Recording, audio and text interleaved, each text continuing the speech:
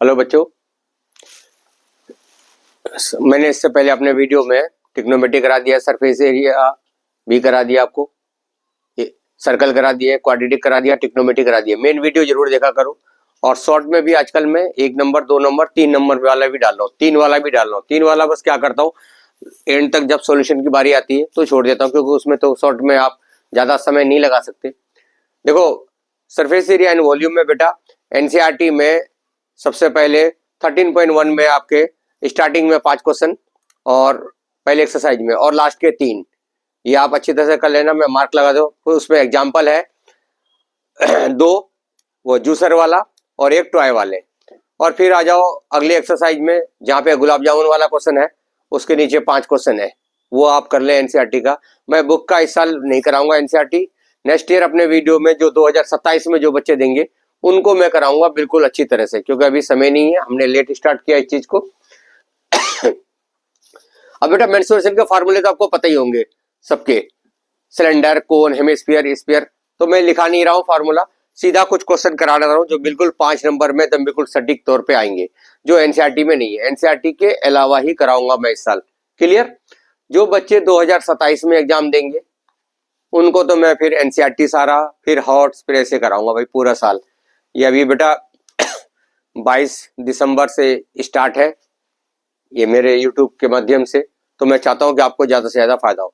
देखो इसमें कह रहा है कि a building is in the form of cylinder surmounted by a hemispherical vaulted dome and contain, इतना ईयर बढ़ा हुआ है, और of year if the internal diameter is equal to of its total height above the floor, find the height of building। देखो क्या कह रहा है क्वेश्चन बेटा, क्वेश्चन ये कह रहा है कि ये आपका कोई ऐसे सिलेंड्रिकल बिल्डिंग है, ये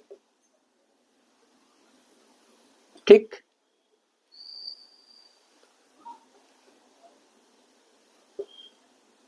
अब इसमें आप एक गोल गुंबद बना दियो ऐसे, इस तरह का कोई बिल्डिंग है। इसकी जो टोटल हाइट है वो इसके डायमीटर के इक्वल है, यानी अगर मैं टोटल हाइट को h मानूंगा, और ये देखो ये हमारा डायमीटर जो है, और ये हो गया यहां तक हेमिस्फीयर की रेडियस, और ये जो लाइन हुआ ये यहां से लेकर यहां तक, ये हो जाएगा ये वाली पोर्शन हाइट ऑफ सिलेंडर। ये हमारा हो गया रेडियस, ये भी रेडियस हो गया, और ये भी रेडियस के इक्वल ही होंगे। अभी देखो कैसे देखो उन्होंने कहा कि कोई चीज जितना चौड़ा है उतना ही ऊंचा है, इट मीन्स टोटल हाइट और डायमीटर इक्वल है। ठीक है बेटा, अब उसके अंदर बिल्डिंग के अंदर इतना हवा भरा हुआ है, तो हम इस दोनों का वॉल्यूम प्लस करके इक्वल टू इसके बराबर रख देंगे। अब दोनों का वॉल्यूम होगा क्या बेटा, volume of cylinder plus volume of hemisphere. तो आपके पास मेजरमेंट होना चाहिए ना, देखो मेजरमेंट अभी आपके पास कुछ है ही नहीं। अब मैं यहां सबसे पहले देखिए, let total height of building को हमने मान लिया h, और आपको इंफॉर्मेशन दे रखा है कि h इक्वल टू डायमीटर के इक्वल है, आपको ये चीज दे रखा है। तो इसका मतलब क्या हो गया, h इक्वल टू 2r। अच्छा, पता लग गया हमें कि अगर हमारे पास रेडियस निकल के आ जाए तो हाइट आंसर आ जाएगा। अब रहा सवाल भाई, जब सिलेंडर का वॉल्यूम निकालेंगे तो हमें h भी तो चाहिए। तो अब यहां देखो बेटा, हाइट ऑफ सिलेंडर वो क्या होगा, वो 1r के बराबर होगा। बताओ कैसे भाई, जब ये पूरा डायमीटर है 2r में से अगर मैं हेमिस्फीयर का हाइट रेडियस घटा दूंगा तो 1r ही तो बचेगा बेटा। समझ में आ गया? यानी हमने क्या कर दिया, सारा खेल r पे कन्वर्ट कर दिया। हेमिस्फीयर का रेडियस तो r होगा ही, और सिलेंडर की जो हाइट है उसकी जगह भी हम r रखेंगे। अब मैं क्या करता हूं बेटा, देखो यहां कि volume of building equal to क्या होगा, volume of cylinder plus volume of hemisphere. Cylinder का फॉर्मूला बेटा पाई आर स्क्वायर एच, और हेमिस्फीयर का 2/3 पाई आर क्यूब। और यहाँ पे आप कॉमन ले लीजिए, नहीं पहले कॉमन नहीं, पहले वैल्यू रिप्लेस करते हैं, ये आर स्क्वायर और इस एच की जगह भी आर पुट कर दो, तो ये आ गया 2/3 पाई आर क्यूब। अब यहाँ देखो क्या हो जाएगा, ये पाई आर क्यूब हो जाएगा, तो पाई आर क्यूब कॉमन ले लिए तो यहाँ आ गया 1 + 2/3, तो ये हो जाएगा बेटा पाई आर क्यूब इंटू, यहाँ एलसीएम ले लो बेटा, 5/3 हो गया।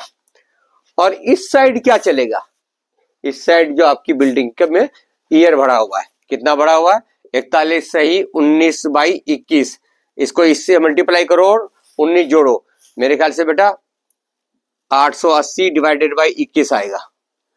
तो आप यहां लिखते रहेंगे 880 डिवाइडेड बाई 21, अब यहां भी आ जाएगा 880 डिवाइडेड बाई 21। अब हमें देखो बेटा आर निकालना है, खोल देता हूं, देखो 880 डिवाइडेड बाई 21, यहाँ हो गया क्या बेटा 22/7 आर क्यूब इंटू 5/3, ठीक है, ये काट दो बेटा, यहाँ नीचे नीचे देखो 7×21 से ये 21 खत्म। ओके, अब बचा क्या बेटा हमारे पास, इधर बचा है 880 और उधर बचा है 22 × 5, कितना होता है 110, और आर की क्यूब नीचे लिया हो बेटा, ये हम नीचे लाए, 0 से 0 कितने पे कट गया, 8 पे कट गया बेटा, तो आर क्यूब इक्वल टू 8, तो रेडियस कितना हो गया बेटा 2 आ गया, ये लो ये आ गया 2 मीटर, क्योंकि ये मीटर क्यूब में है। देखो कितना बेहतरीन सवाल चल रहा है बेटा, आर आ गया, तो अब हाइट क्या माने हो, h इक्वल टू 2r, तो इसीलिए h equal to 2 × 2 equal to 4 metre.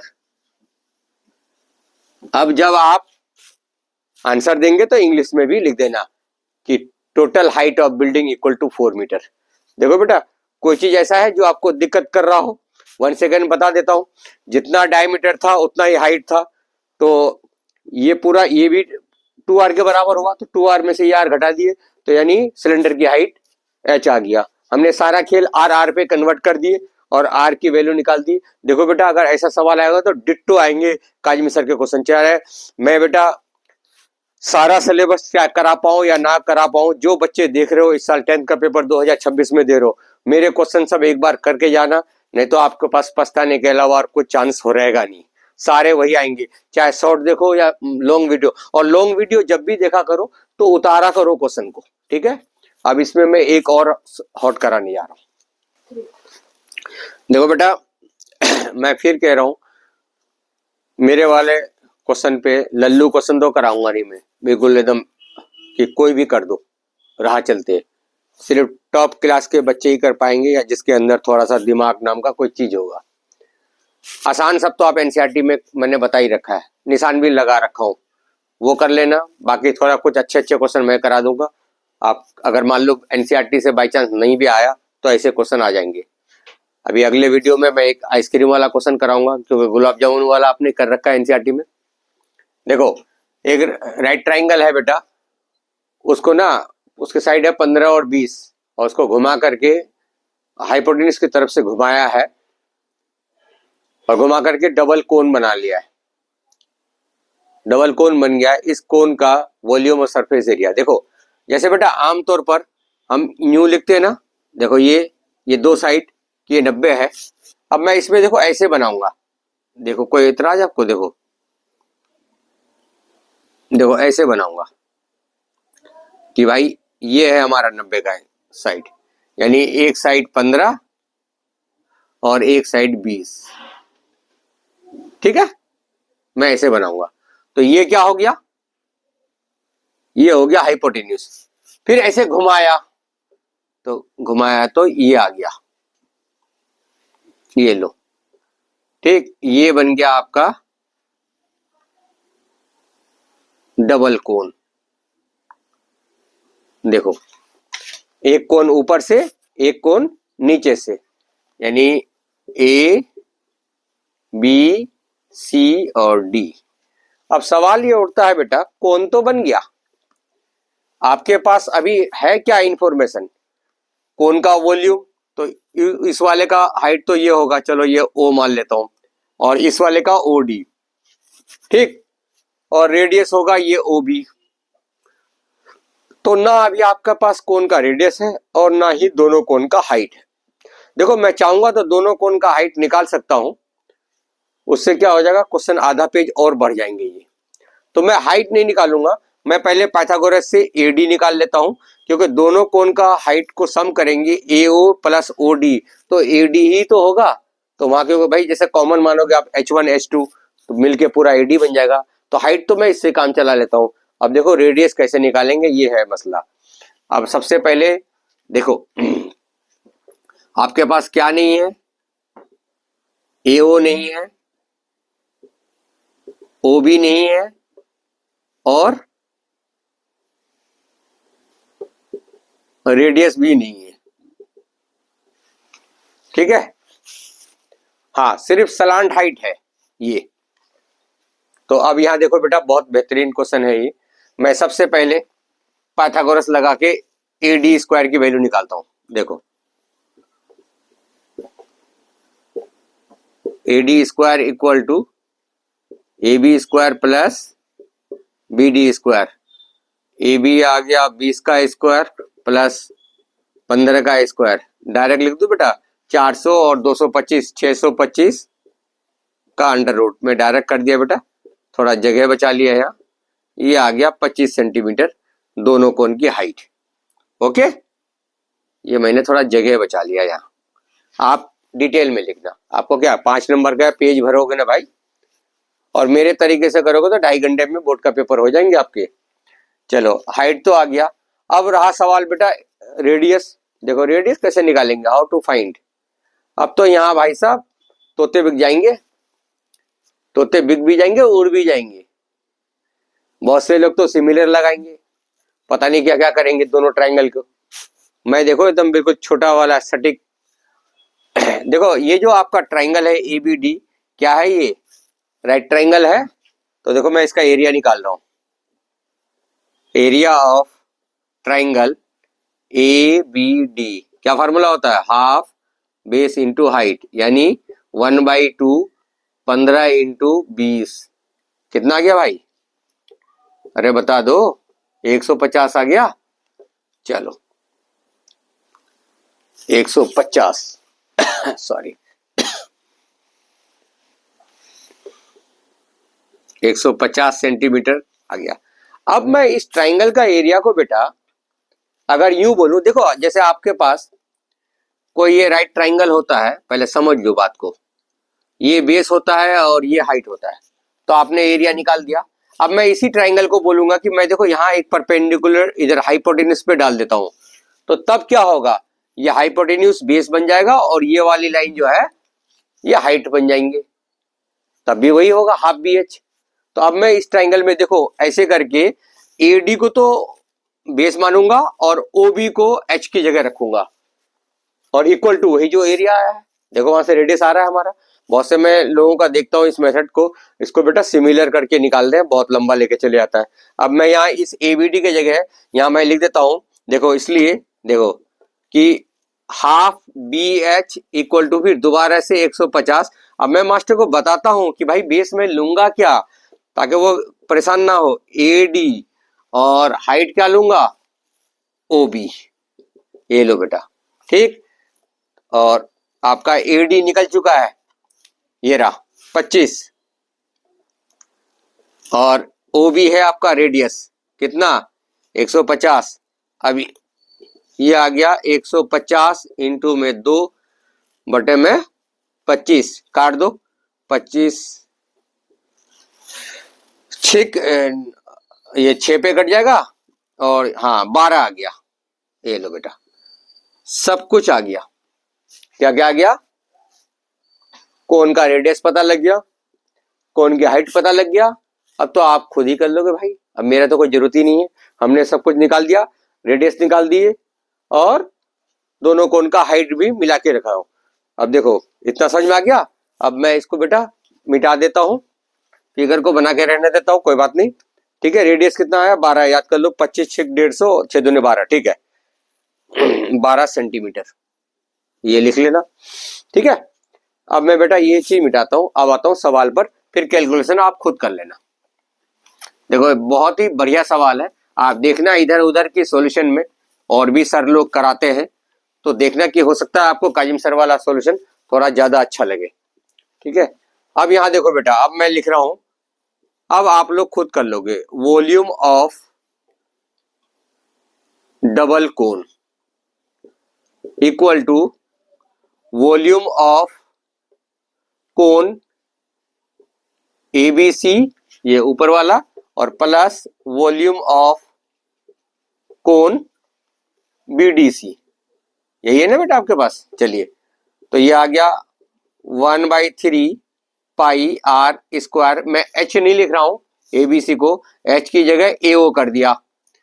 फिर इसका 1/3 पाई आर स्क्वायर, और इसकी हाइट ओडी ले लिया। क्या कॉमन आ गया? 1/3 पाई आर स्क्वायर, और अंदर आ गया बेटा एओ प्लस ओडी।